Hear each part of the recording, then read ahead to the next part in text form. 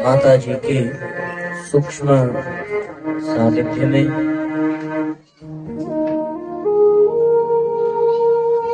अखिल विश्व ब्रह्मांड नायक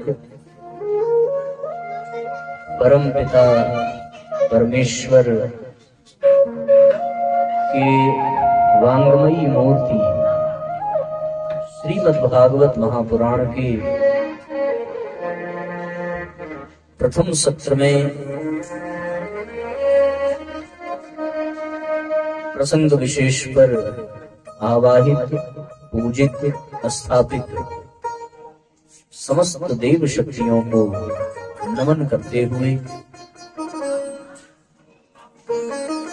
यहाँ सप्ताह ज्ञान यज्ञ के प्रथम सत्र में उपस्थित शक्ति स्वरूपा माताओं बहनों, देवतुल्य आत्मीय बंधुओं और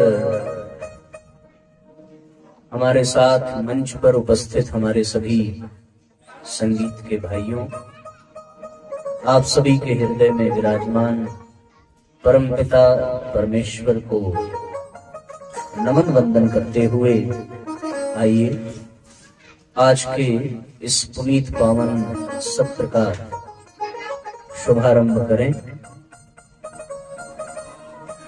जैसा कि हम सब ने अभी बहुत दुखद सूचना प्राप्त की है, बगल में ऐसी सूचना मिली है कि किसी का शरीर शांत हो गया है, तो हम सभी अपने क्रम की ओर आगे बढ़ें और उसके पूर्व 2 मिनट का मौन रख करके अपनी भावांजलि अर्पित करें उस आत्मा की सद्गति के लिए। सभी अपने मेरुदंड को सीधा कर लें। ये जो बच्चे खेल रहे हैं वो जिनके हैं वो इनको लेकर के यहाँ से दूर चले जाएं या फिर इनको शांति से बिठा दें। आइए नेत्र बंद कर लीजिए, दोनों हाथ अपनी गोद में रखें। वो आपके जो भी सगे हों संबंधी हों उनका स्मरण करते हुए भगवान से उनके आत्मा की सद्गति के लिए भाव भरी प्रार्थना करें कि हे परमात्मा कृपा दृष्टि बनावे और उनके परिवार को इस अपार कष्ट को सहने की शक्ति भी प्रदान करेंगे। सभी 2 मिनट मौन होकर नेत्र बंद कर प्रार्थना करें।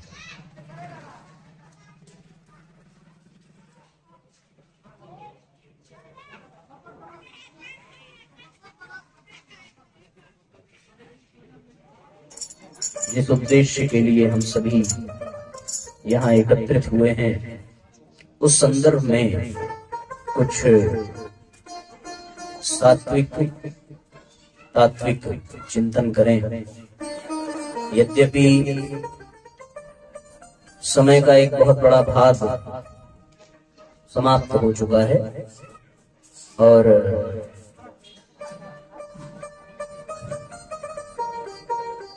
थोड़े कम समय में ही आज के प्रथम सत्र को हम सभी समेटेंगे।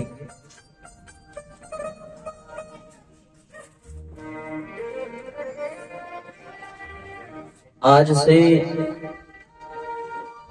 आने वाले 7 दिन पर्यंत हम सभी यहाँ पर सत्संग का लाभ प्राप्त करेंगे और सत्संग के साथ साथ कथा भी सुनेंगे। भगवान की कथा, उनके गुणों का, उनकी लीला का, उनके स्वरूप का, उनके सामर्थ्य का और उनके स्वभाव का हम सभी यहाँ पर चिंतन मंथन करेंगे। विशेष बात यह है साथियों कि ये सत्संग का जो अवसर है, कहते हैं बड़े सौभाग्य से प्राप्त होता है। इस पर कितनों को विश्वास है, कितनों को नहीं है, वो विषय अलग है। पर जिस बात को हर व्यक्ति कहे उसे एक पल के लिए सत्य मान ही लेना चाहिए। उसके बाद मान करके केवल शांत नहीं बैठ जाना चाहिए।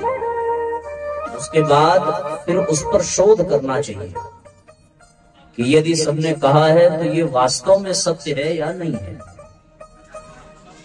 अब समस्त शास्त्र, समस्त संत वृंद और जितने भी ज्ञानी हैं, सब एक ही स्वर में कहते हैं कि सत्संग बड़े भाग्य से प्राप्त होता है। जिन ऐतिहासिक कथाओं को और जिन महापुराणों के सानिध्य में हम सभी बैठ करके सत्संग करते हैं, उनमें स्पष्ट अनेकों जगह इस बात का वर्णन है कि वास्तव में ये बड़ा दुर्लभ है। गोस्वामी तुलसीदास जी की रामचरितमानस को उठा करके देखें तो कई बार उन्होंने सत्संग की महिमा का गान किया। बड़े भाग पाई सत्संगा, बिनहु प्रयास होहि भव भंगा। बिन सत्संग विवेक न होई, राम कृपा बिन सुलभ न सोई। मज्जन फल देखिय तत्काला, काक होई पिक बकहु मराला। कि कौए की प्रवृत्ति वाला मनुष्य भी बगुला बन जाता है, हंस की प्रवृत्ति का बन जाता है सत्संग से। सठ सुधरहि सत्संगति पाई, सुधरहि सत्संगति पाई। पारसी परस को धात सुहाई, पारस परस को धात सुहाई। सठ सुधरहि सत्संगति पाई, सठ सुधरहि सत्संगति पाई। पारस परसि सुधात सुहाई, पारस परसि को धात सुहाई। नवधा भक्ति का जब चिंतन करते हैं तो उसमें भी पहली भक्ति यही बताई गई है। प्रथम भगति संतन कर संगा, प्रथम भगति संतन कर संगा। दूसरी रति मम कथा प्रसंगा, दूसरी रति मम कथा प्रसंगा। पहली भक्ति है सत्संग करना, संतों के सानिध्य में रहना। और दूसरी भक्ति है भगवान की कथा में मन लगने लगे। रति कथा प्रसंगा। रति का तात्पर्य है कि दिन दूनी रात चौगुनी बढ़ने वाला। आज अगर 10% भगवान की कथा अच्छी लगी तो कल 20 लगनी चाहिए। यही भगवान की दूसरी भक्ति है। सत्संग और कथा दोनों में बड़ा अंतर है। सामान्य दृष्टि से देखें तो दोनों एक ही जैसे लगेंगे, पर थोड़ा गहराई में जाकर के समझें, कथा दुर्लभ नहीं है। कहीं ये नहीं कहा गया कि भगवान की कथा दुर्लभ है। लेकिन ये हर जगह कहा गया कि सत्संग दुर्लभ है। कथा में और सत्संग में बड़ा अंतर है। कथा आपको भगवान की यत्र तत्र सर्वत्र मिल जाएगी, कुछ न कुछ मिल ही जाएगी। किसी रास्ते से गुजरे, कोई मंदिर दिख गया, उस मंदिर की अपनी एक कथा है।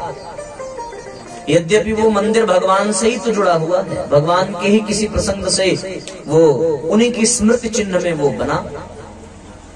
अभी हम लोग झाबर में कार्यक्रम कर रहे थे तो वहां लोगों ने बताया रतनपुर बिलासपुर में भगवान का ननिहाल है। गए तो नहीं है, पर एक उसी समय ये मन में बात आई कि कोई भी स्थान, चूंकि ये देश ऐसा है जहां पर भगवान के बारंबार अवतार हुए हैं और जब जब अवतार हुए तब तब उन्होंने कुछ न कुछ लीलाएं की हैं और इसी धरती पर वो नंगे पांव टहले। रामावतार में यदि अयोध्या से निकल करके वो श्रीलंका तक पहुंचे तो भारत का एक बहुत बड़ा भूभाग भगवान ने अपने परिक्रमा द्वारा तृप्त कर दिया। अब जहां जहां से वो गुजरे वहां वहां कुछ न कुछ कथा जुड़ गई, तो कथा बड़ी सहजता से मिल जाती है। जो अनपढ़ होगा, जो गंवार होगा, वो भी भगवान की कथा सुना सकता है। वो बता देगा कि यहाँ पर राम जी आए थे, यहाँ उन्होंने ये किया, यहाँ ये किया, यहाँ इतने दिन विश्राम किया, यहाँ इस वृक्ष के नीचे उन्होंने तप किया, यहाँ पर उन्होंने केवट का उद्धार किया। ऐसे अनेकों प्रसंग। आप वृंदावन चले जाइए, जो कम पढ़े लिखे भी हैं वो भी बता देंगे ब्रह्मांड घाट कहाँ है, कहाँ भगवान ने मैया को ब्रह्मांड का दर्शन कराया था, कहाँ भगवान ने ये वाली लीला की थी, कहाँ ये वाली लीला की थी। तो कथा दुर्लभ नहीं है, कथा तो हर जगह मिल जाएगी आपको। अभी एक और कथा का हम सभी यहाँ सृजन ही कर रहे हैं। जब यहाँ से 7 दिन पूरे हो जाएंगे तो इसकी भी एक कथा बन जाएगी कि हाँ, यहाँ पर बैठे थे, हमने ये किया था, वो किया था, यहाँ ये वाली बात कही गई थी। ऐसे सारे कथा प्रसंग बड़े आसानी से बनते चले जाते हैं। लेकिन कथा सरलता से, सहजता से मिल जाती है, पर सत्संग बड़ा भाग्य से मिलता है। सत्संग बड़ा दुर्लभ है। आप देखें भी आजकल भागवत में या अन्य कहीं भी कथाएं जो हो रही हैं वो कथा ही हो रही है। भगवान ने कैसे माखन चुराया, बहुत कम ऐसे विद्वत जन हैं जो उन कथाओं के दर्शन में प्रवेश करते हैं। हाँ, विज्ञान की कृपा के कारण अब तो कथा और सरल हो गई है। जिस किसी के हाथ में मोबाइल है, उठाओ, यूट्यूब खोलो और देखना सुनना प्रारंभ कर दो। विज्ञान के ही नाते नहीं, पहले भी सुना है कि दादा दादी, नाना नानी की गोद में बैठने वाले बच्चे भी बड़ी सहजता से भगवान की कथा का रसपान कर लेते थे। उनको बचपन में ही पता चल जाता था कि राम जी ने क्या क्या कैसे कैसे किया है और उसी समय राम उनके आदर्श बन जाते थे। पर आज कॉन्वेंट स्कूलों में हम लोग जाते हैं लेक्चर के लिए, वहां किसी को पता ही नहीं है कि दशरथ की कितनी रानियां हैं और राम के कितने भाई हैं। तो कुल मिलाकर कहने का तात्पर्य ये है कि कथा बड़ी सहजता से मिल जाता है। कम रसम के रसे स्थितिम करोति, अर्थात जो रस में हमारी स्थिति कर दे अथवा जो हमारे भीतर रस को स्थापित कर दे। रस यानी आनंद, रसौ वै सह, अर्थात वो परमात्मा भी रसमय ही है। तो कथा का एक तात्पर्य ये है कि या तो वो कथा आप में आनंद को स्थापित कर दे या आनंद में आपको नियोजित कर दे, वही कथा है। तो कथा का तात्पर्य ये है जो रस से भर दे, आनंद से भर दे। हम कहीं भी भगवान की कोई लीला सुनते हैं तो मन मगन हो जाता है, बड़ी सहजता से हम उसको अनुभव करने लगते हैं, बड़ा आनंद आता है, सुन करके बड़ा अच्छा लगता है। कितना जीवन में उतरा वो विषय अलग है, पर इतना तो है कि जितनी देर सुना उतनी देर कान भी तृप्त हो जाते हैं, उतनी देर चेहरे पर मुस्कुराहट आ जाती है। जो चेहरे सूख गए हैं, मुरझा गए हैं, उनमें थोड़ी चमक आ जाती है, उनमें थोड़ी कांति आ जाती है। कथा की ये विशेषता है, इसमें कोई दो राय नहीं है। कथा में बड़ा आनंद है और कथा के आनंद के कारण ही आप सब खींचे चले आए। मैं तो बार बार ये कहता हूं कि घर में आप होते तो अब तक कुर्सी पे बैठे होते या सोफे पे बैठे होते या बेड पे बैठे होते, कम से कम यहां जमीन पर तो कतई न बैठे होते।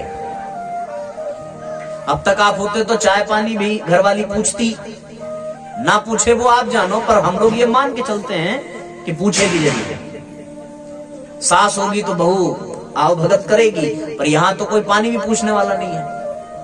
फिर भी आते हैं तो केवल और केवल इसलिए कि कथा में कुछ आनंद है,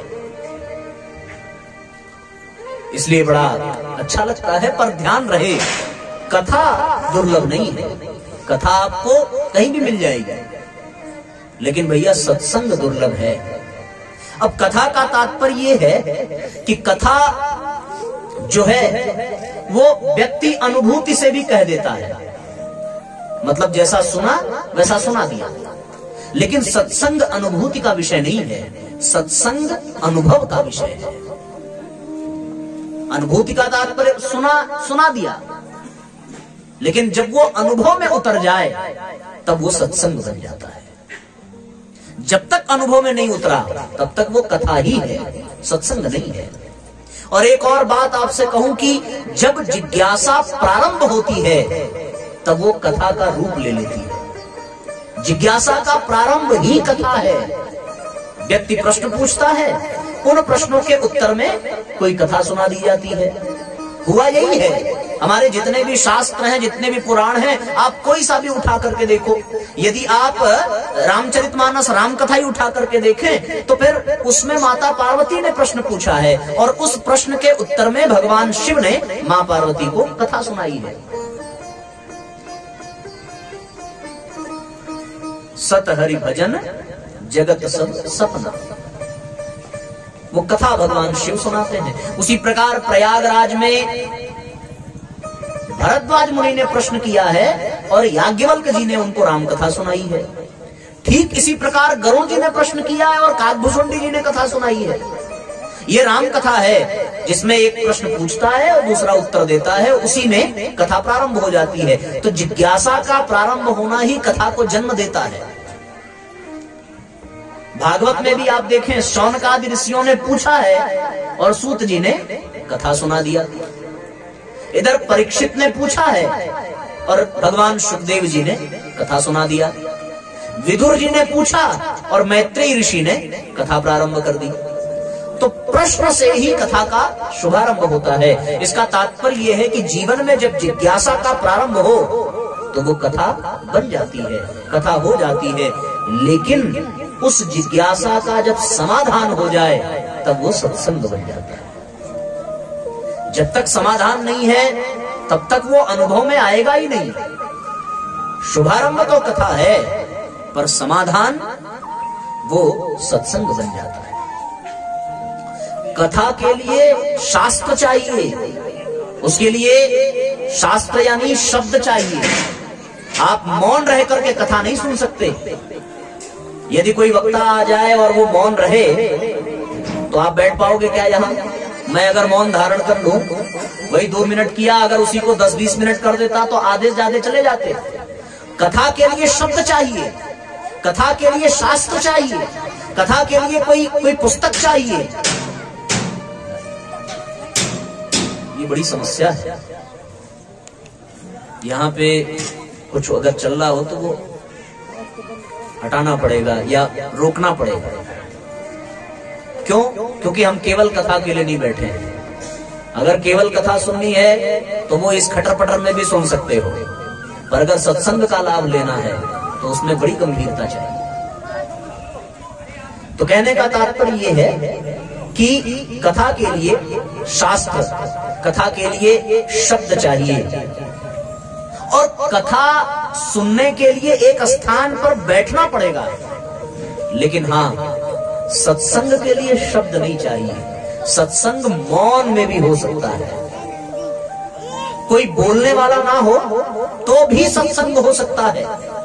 किसी संत का सानिध्य मात्र मिल जाए, वो संत आपके मस्तक पर, आपके सिर पर अपना हाथ ही फेर दे तो वो सत्संग बन जाता है। उसमें शब्द की आवश्यकता नहीं है, उसमें किसी साहित्य की आवश्यकता नहीं है, उसमें किसी शास्त्र की आवश्यकता नहीं है। कथा में ही ये चीजें चाहिए।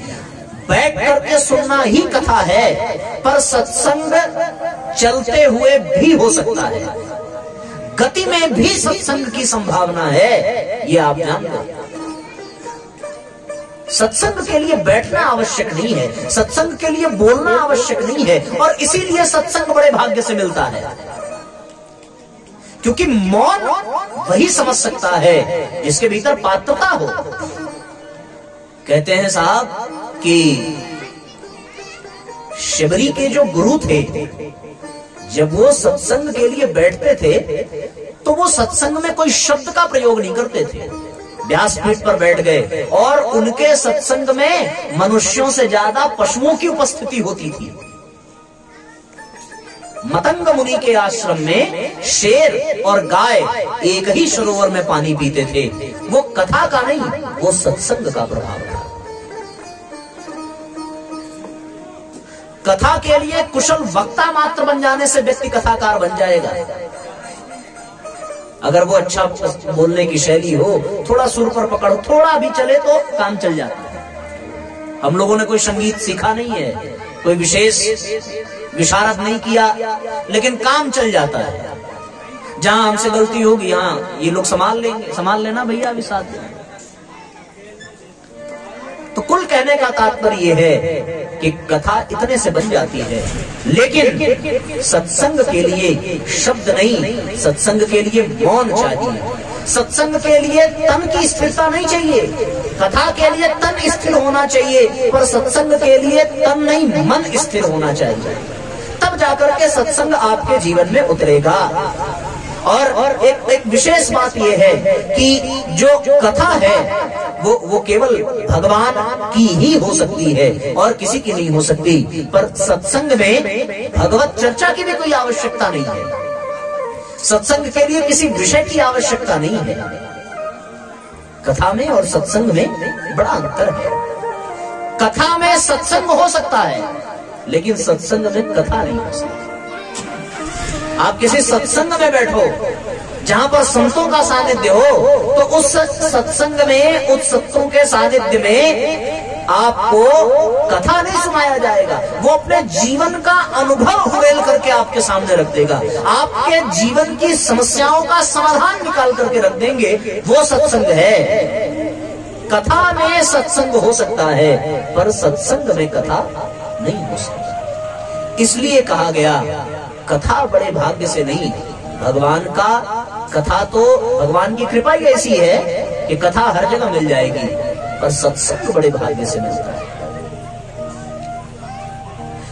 कथा में आप नृत्य भी कर सकते हो,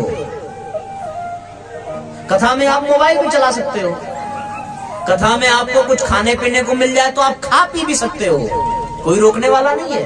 कथा में आपकी मर्जी, आप चाहे जब आओ और चाहे जब चले जाओ।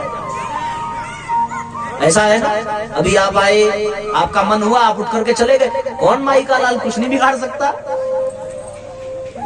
नहीं बिगाड़ सकता कोई। आप मर्जी हो आओ, मर्जी हो चले जाओ, मर्जी हो आप आ भी गए तो आप सुनो या ना सुनो इसकी कोई बाध्यता नहीं है। आप हेडफोन लगा करके बैठ जाओ, हम कुछ नहीं कर सकते। और एक और बात कह दूं, कथा भीड़ में हो जाती है, पर सत्संग भीड़ में नहीं होता। सत्संग केवल दो के बीच में होता है। परीक्षित और सुखदेव के बीच में कथा नहीं हुई है, उनके बीच में सत्संग हुआ है। फिर लाखों की भीड़ रही हो, उससे तात्पर्य नहीं है। और कथा में तुम्हें भूख भी लग सकती है, प्यास भी लग सकती है, पर सत्संग में भूख और प्यास दोनों सत्संग से ही पूरी हो जाती है। दशम स्कंद की कथा प्रारंभ करने से पूर्व भगवान सुखदेव ने परीक्षित को कहा कि परीक्षित 4 दिन बीत गए, चौथे दिन की संध्या है, तुम अन्न और जल ग्रहण कर लो, कुछ टहल लो। पर परीक्षित ने कहा कि प्रभु इतना आनंद आ रहा है कि अब न कुछ खाने की इच्छा है, न कुछ पीने की इच्छा है, क्योंकि भूख और प्यास से पीड़ित होने के कारण ही मैं शमीक ऋषि के आश्रम गया और उनका अपमान कर बैठा। इसलिए अन्न और जल का तो त्याग ही कर दिया है मैंने। और अन्न और जल की आवश्यकता कथा में होती है, सत्संग में नहीं होती। चिंता कथा में हो सकती है, पर सत्संग में चिंता नहीं, चिंतन होता है। आप बैठे हो कथा में ना, अगर किसी ने नया चप्पल जूता खरीदा होगा और बाहर दूर पे निकाल करके आया होगा तो उसका ध्यान यहाँ कम, चप्पल पे ज्यादा होता है। ये कथा की विशेषता है।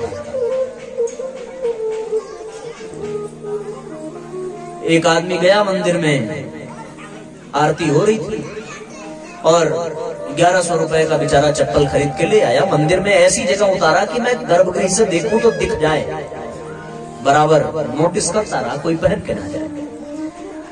इसी को कथा कहते हैं। अब मंदिर में आरती प्रारंभ हुई। त्वमेव माता, तुरंत चप्पल की याद आई।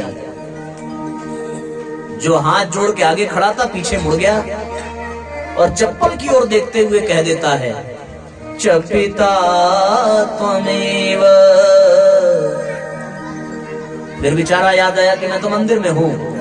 फिर भगवान की तरफ, त्वमेव बंधु। फिर चप्पल याद आया, फिर मुड़ा पीछे, च सखा त्वमेव। जो ऐसे कथा सुनेगा उसका सखा चप्पल ही हो सकता है, पर सत्संग में ऐसा नहीं होता। इसीलिए सत्संग बड़े भाग्य से मिलता है। कथा कहीं भी मिल जाएगी। अभी कोई गाड़ी से जा रहा हो, 2-4 शब्द उसके भी कान में पड़ जाएंगे, हो गई कथा। लेकिन एक बात का याद रखना, कथा में सत्संग मिल जाएगा, सत्संग में कथा नहीं मिलेगा। अगर आपको इस कथा में सत्संग का लाभ लेना है तो फिर आपको एक अच्छे श्रोता के तरीके से बैठ करके सुनना होगा, तब तो सत्संग का लाभ ले पाओगे। अन्यथा तो कथा चली रही है, हर जगह चल रही है। आप घर में भी बैठ के सुन लो, लाउड स्पीकर लगा है। हम लोग कलश यात्रा में देखे खूब दूर दूर तक लगा है। नहीं आओगे तो भी सुनो, वहीं बैठे बैठे सब्जी काटते रहो, चाय बनाते रहो, शब्द सुनाई पड़ेंगे, हो गई कथा। पर आपको सत्संग का लाभ नहीं मिलेगा। और बड़े भाग्य से कथा नहीं, बड़े भाग्य से सत्संग बनता है। तो निर्णय करो कि कथा सुनना है या सत्संग करना है। आप जैसा बोलोगे वैसा हम करेंगे। आप अगर बोलते हो कि कथा सुनना है तो फिर हम शुद्ध रूप से कथा कहेंगे, फिर भगवान की रासलीला भी कराएंगे, फिर रुक्मिणी विवाह भी कराएंगे, फिर खूब दक्षिणा चढ़वाएंगे, हम भी माले माल हो जाएंगे और अपने घर को चले जाएंगे और फिर गुनगुनाते रहेंगे। आप आओ तो हम आपको खूब नृत्य कराएंगे, खूब डांस कराएंगे।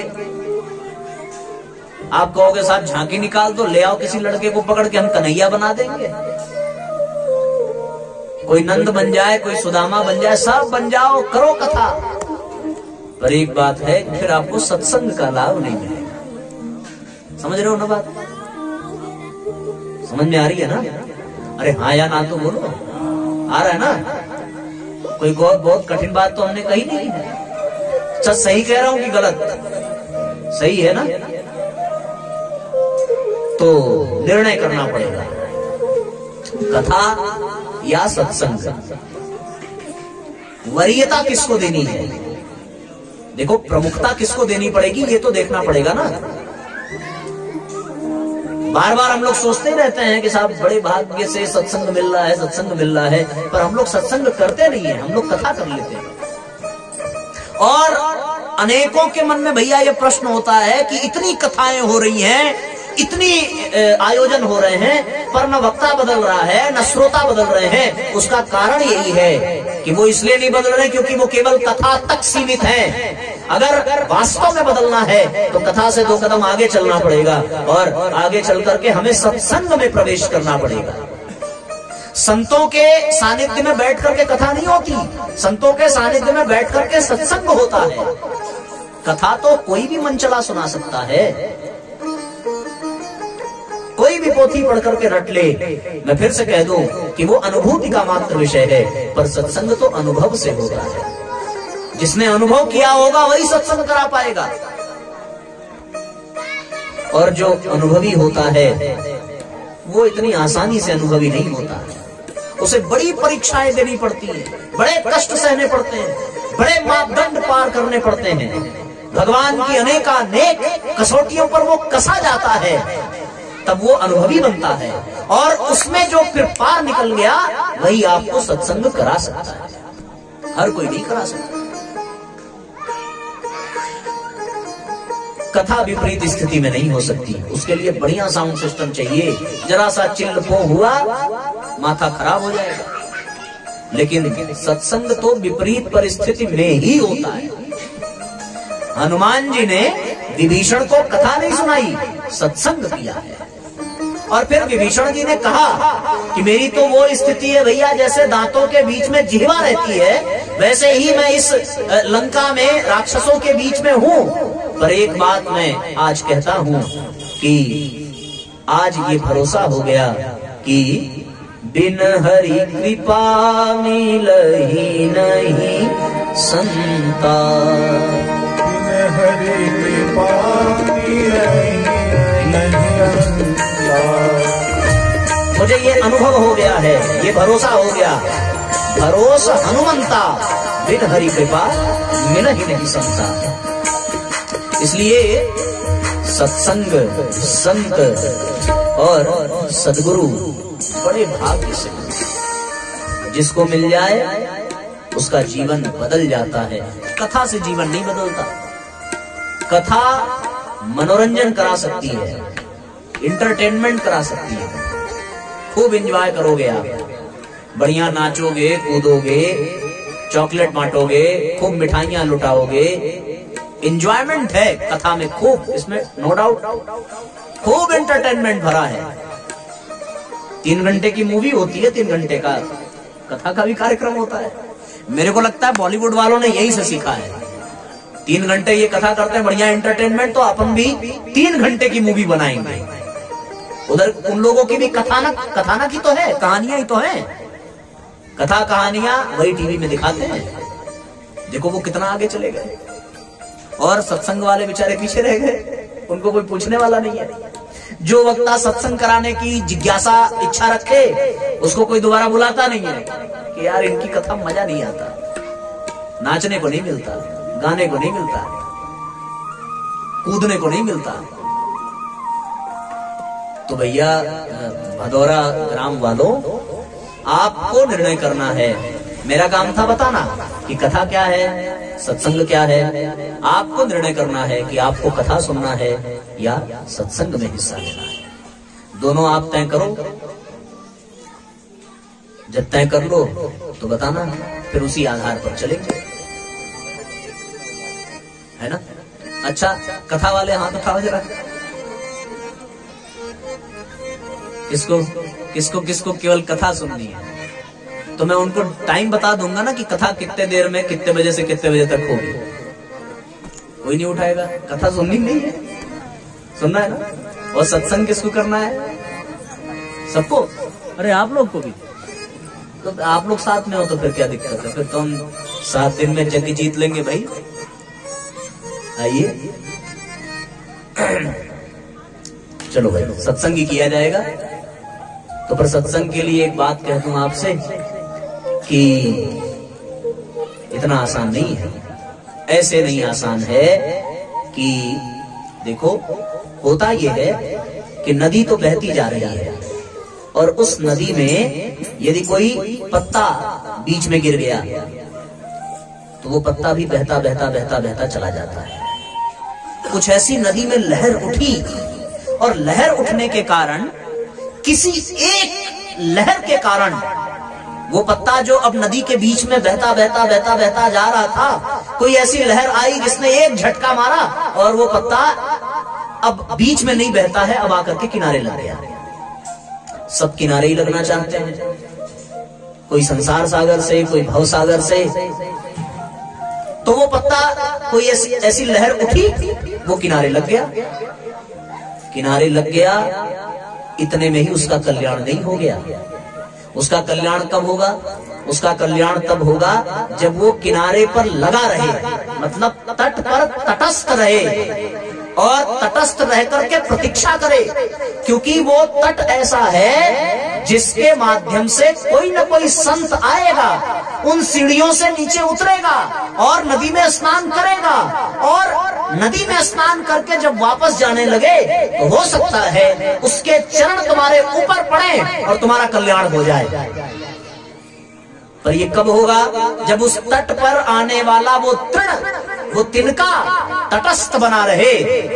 लेकिन ये संभव इसलिए नहीं है क्योंकि जैसे एक लहर ने उसको उठा करके किनारे किया, उसी प्रकार दूसरी लहर उसे खींच करके फिर से भंवर में डाल दी। दोनों बातें हैं।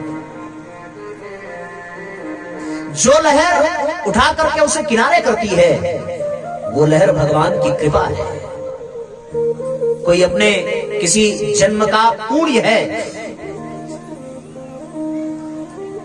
कहते हैं साहब कि भागवत जो है कई कई जन्मों के पुण्य के प्रभाव से प्राप्त होता है,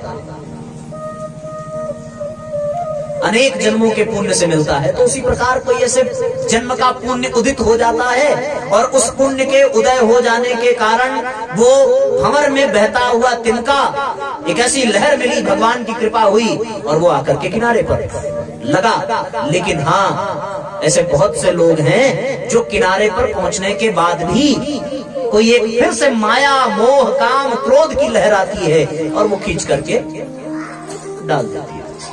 1000 वर्षों की तपस्या के बावजूद भी विश्वामित्र के जीवन में एक लहर आई और उस लहर के आ जाने के कारण वो लहर अप्सरा बन करके आई और उनके 1000 वर्षों की तप का सत्यानाश हो गया। वो तटस्थ नहीं रह पाए। नारद जी के भी जीवन में लहर आई, कोई ऐसी लहर आई पर उनको एक मोह हो गया, काम का प्रभाव हो गया। रामकथा में हम लोग सुनते हैं कि उनको भी विवाह का नशा चढ़ा और वो अपने साधना के पथ से थोड़ा सा हटे। लेकिन ये है कि भगवान के निकट थे, भगवान की कृपा फिर वो लहर उठा करके कर देती है। केवल लहर बहाने के लिए ही नहीं आती, लहर तारने के लिए भी आती है। जैसे वाल्मीकि के जीवन में आई, सुना है कि वो रत्नाकर नाम का डाकू, और एक लहर ऐसी आई कि कोई नारद जी संत बन करके आए और आकर के कह दिया कि तुम मरा मराई जपा करो। उल्टा नाम जपत जग जाना, वाल्मीकि भय ब्रह्म समान। और वाल्मीकि ब्रह्म तब हुए जब उस तट पर जाकर के तटस्थ हो गए। अगर फिर से वो उसी में बह जाते तब नहीं मिलती, तब तो कल्याण ही हो जाता। और तटस्थ रहने वाले को ही भगवान की कृपा मिलती है, तटस्थ रहने वाले को ही गुरु की कृपा मिलती है, क्योंकि वो गुरु, वो संत उस तट पर ही आएगा, वो बीच में नहीं आएगा।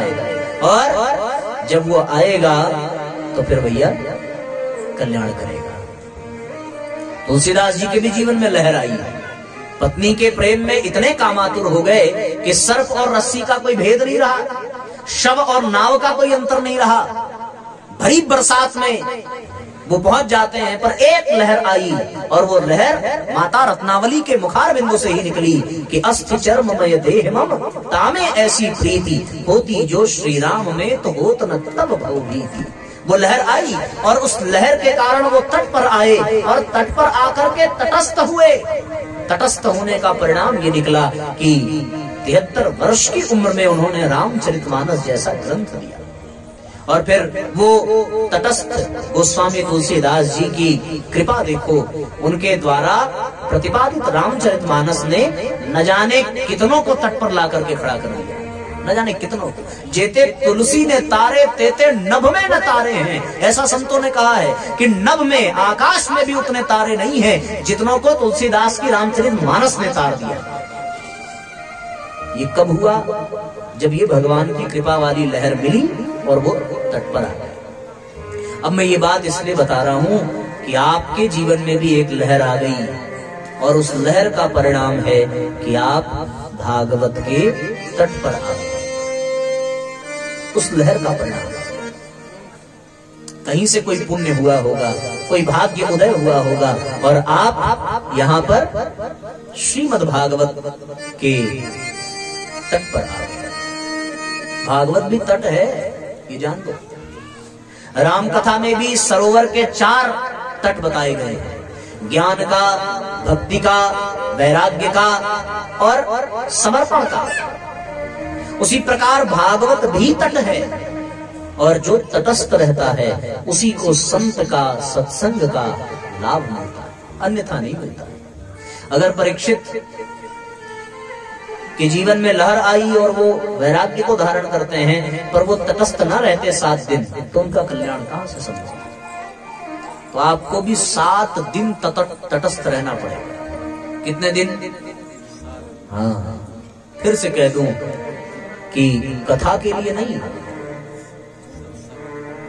देखो, सच है कि कथा में आनंद आ जाता है। हमारे बनारस में पान बहुत फेमस है, आप लोग गए होंगे तो खाया होगा बनारसी पान। हाँ, खाया बेटा तूने? नहीं बोल दिया हाँ, मैं तो डर गया कि भाई तुझे पैदा हुए कितना दिन हुआ, बनारस घूम आई। तो उस पान में ना, पान में कोई समस्या नहीं होती, लेकिन उस पान में जब कत्था डाल देते हैं ना, तो उससे जो है ओठ लाल हो जाता है। कत्था से ही लाली चढ़ती है, जैसे कत्था से लाली चढ़ती है ना, वैसे कथा से भी लाली चढ़ेगी, पर वो लाली टिकेगी नहीं। इसलिए क्योंकि उसमें सत्संग का चूना लगेगा, ये जरूरी है। सत्संग की गंगा बहती है, गुरुदेव तुम्हारे चरणों में। सत्संग की गंगा बहती है, गुरुदेव तुम्हारे चरणों में। सत्संग की गंगा बहती है, गुरुदेव तुम्हारे चरणों में। सत्संग की गंगा बहती है, गुरुदेव तुम्हारे चरणों में। फल मिलता है हर तीरथ का, फल मिलता है हर तीरथ का, गुरुदेव तुम्हारे चरणों में।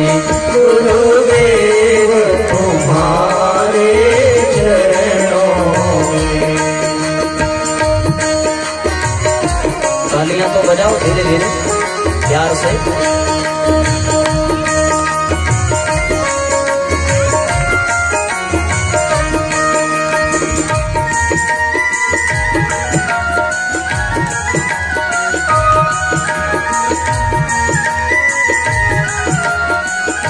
भावपूर्वक बजाते रहिए और दोहराते रहिए।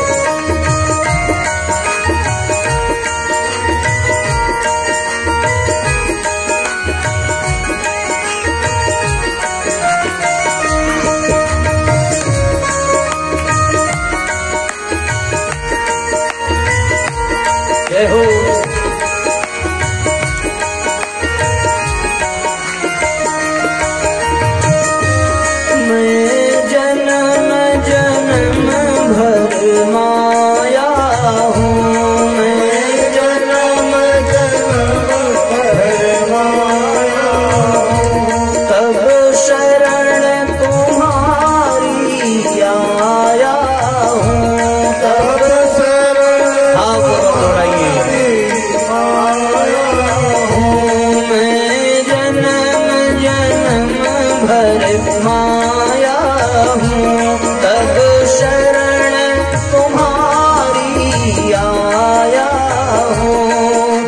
शरण तुम्हारी आया हूँ, इन भूले भटके जीवों का, इन भूले भटके जीवों का कल्याण तुम्हारे चरणों में। कल्याण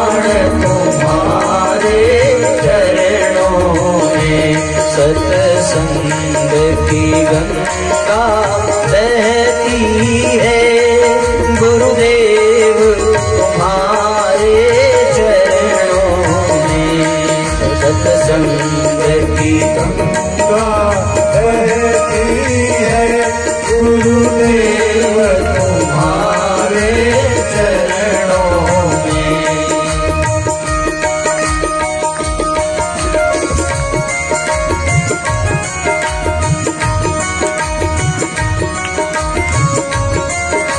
ये आवाज थोड़ी कम।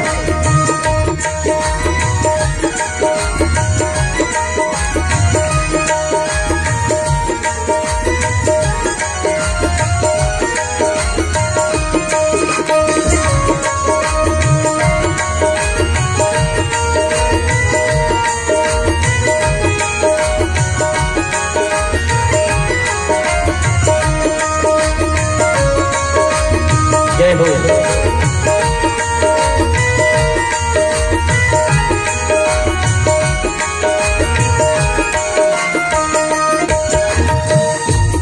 दुनिया के दुख मिटाते हो, दुनिया के दुख मिटाते हो, तुम देव ऋषि कहलाते हो, तुम देव ऋषि कहलाते हो। दुनिया के दुख मिटाते हो, तुम देव ऋषि कहलाते हो, तुम देव ऋषि कहलाते हो।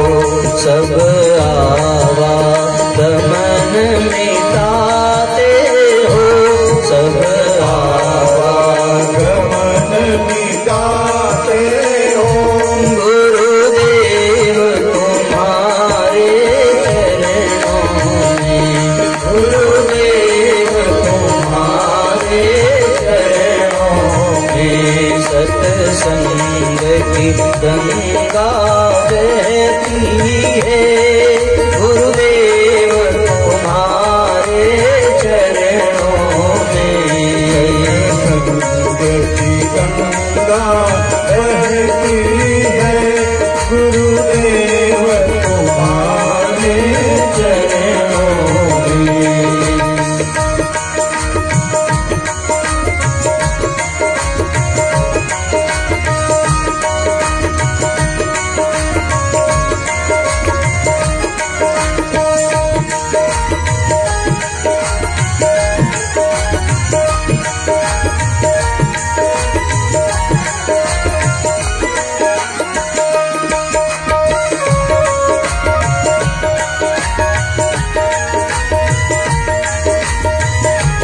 दोनों हाथ से मीठी मीठी तालियां बजाते रहेंगे।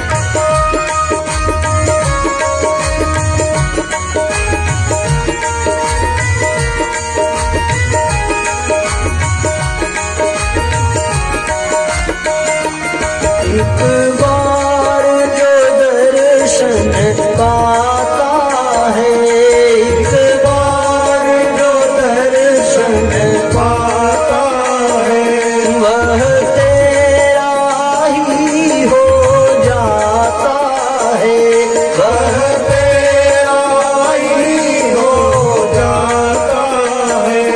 एक बार जो दर्शन पाता है, वह तेरा ही हो जाता है, वह तेरा ही हो जाता है।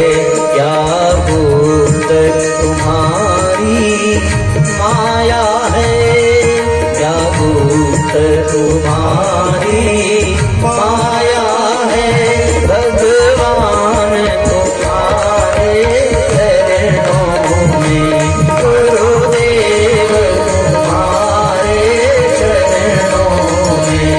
सत्संग की गंगा, दोनों हाथ ऊपर उठाइए, एक साथ तालियां बजाते हुए सुनाइए। तुम्हारे चरणों में सत्संग की गंगा बहती है, गुरुदेव तुम्हारे चरणों में, गुरुदेव तुम्हारे चरणों